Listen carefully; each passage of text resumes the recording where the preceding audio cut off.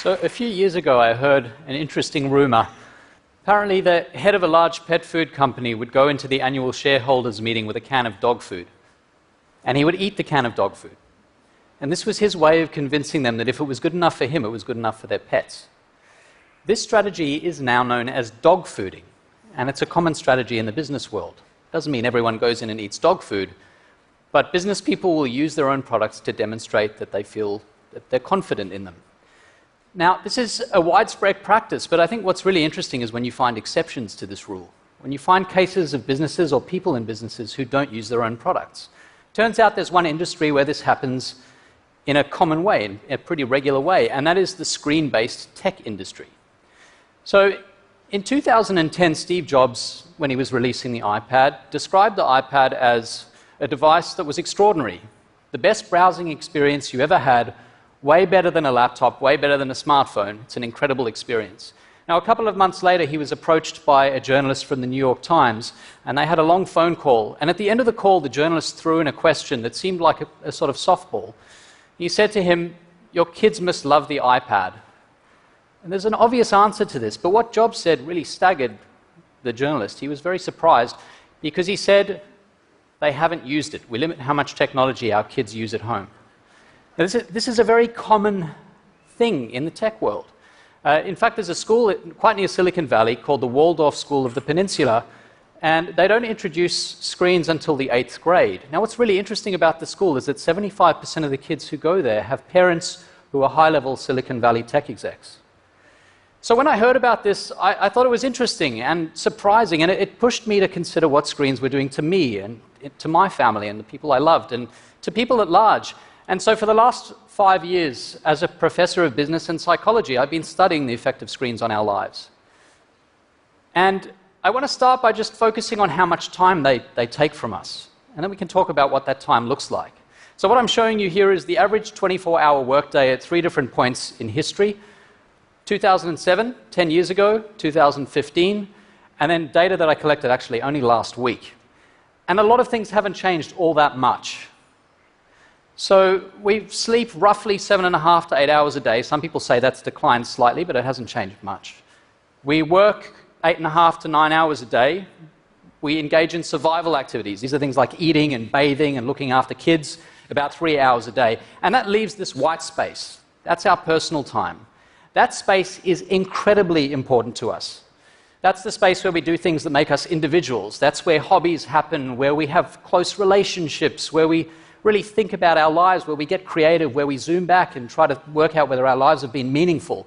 And of course, we get some of that from work as well, but when people look back on their lives and they wonder what their lives have been like at the end of their lives, you look at the last things they say, they are talking about those moments that happen in that white personal space. So it's sacred. It's important to us. Now, what I'm going to do is show you how much of that space is taken up by screens across time. In 2007, this much. That was the year that Apple introduced the first iPhone. 8 years later, this much. Now, this much. That's how much time we spend of that free time in front of our screens. This yellow area, this thin sliver, is where the magic happens. That's where your humanity lives. And right now, it's in a very small box. So what do we do about this? Well, the first question is, what does that red space look like? Now, of course, screens are miraculous in a lot of ways. I live in New York. A lot of my family lives in Australia, and I have a 1-year-old son, and the way I've been able to introduce them to him is with screens. I couldn't have done that 15 or 20 years ago in quite the same way. So there's a lot of good that comes from them. And one thing you can do is you can ask yourself what goes on during that time. How enriching are the apps that we're using? And some are enriching. If you stop people while they're using them and say, "Tell us, how do you feel right now?" they say they feel pretty good about these apps. Those that focus on relaxation, exercise, weather, reading, education, and health. They spend an average of 9 minutes a day on each of these. These apps make them much less happy. About half the people, when you interrupt them and say, "How do you feel?" say they don't feel good about using them. Now, what's interesting about these, dating, social networking, gaming, entertainment, news, web browsing, people spend 27 minutes a day on each of these.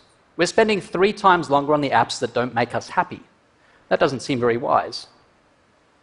Now, one of the reasons we spend so much time on these apps that make us unhappy is they rob us of stopping cues. Stopping cues were everywhere in the 20th century. They were baked into everything we did.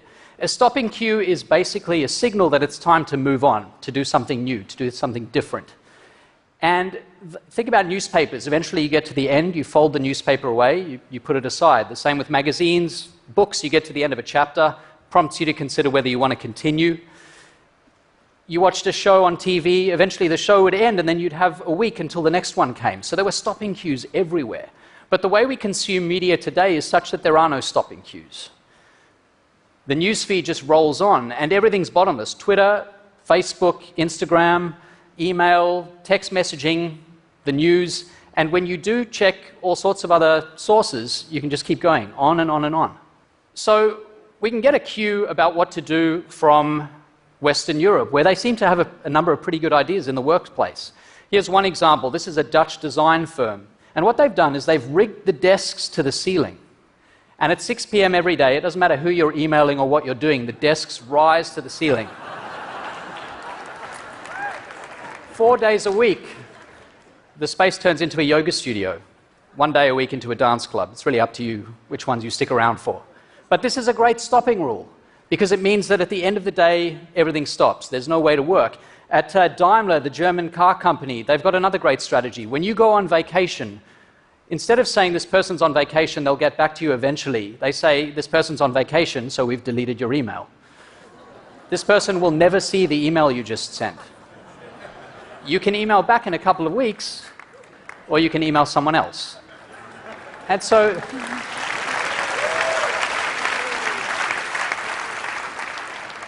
you can imagine what that's like. You go on vacation and you're actually on vacation. The people who work at this company feel that they actually get a break from work. But of course, that doesn't tell us much about what we should do at home in our own lives. And so I want to make some suggestions. You know, it's easy to say between, say, 5 and 6 p.m., I'm going to not use my phone. The problem is 5 and 6 p.m. looks different on different days. I think a far better strategy is to say, I do certain things every day. There are certain occasions that happen every day, like eating dinner. Sometimes I'll be alone, sometimes with other people, sometimes in a restaurant, sometimes at home. But the rule that I've adopted is I will never use my phone at the table. It's far away as possible. Because we're really bad at resisting temptation, but when you have a stopping cue that every time dinner begins, my phone goes far away, you avoid temptation altogether. At first, it hurts. I had massive FOMO. I struggled. But what happens is you get used to it. You overcome the withdrawal the same way you would from a drug. And what happens is life becomes more colorful, richer, more interesting. You have better conversations. You really connect with the people who are there with you. I think it's a fantastic strategy. And we know it works because when people do this, and I've tracked a whole lot of people who have tried this, it expands.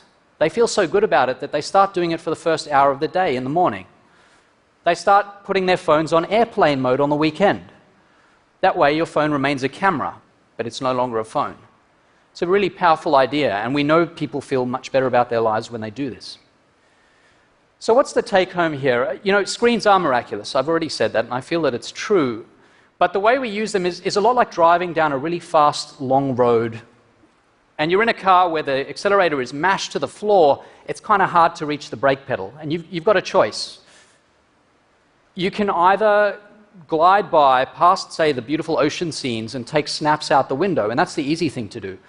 Or you can go out of your way to move the car to the side of the road, to push that brake pedal, to get out, take off your shoes and socks, take a couple of steps onto the sand, feel what the sand feels like under your feet, walk to the ocean and let the ocean lap at your ankles.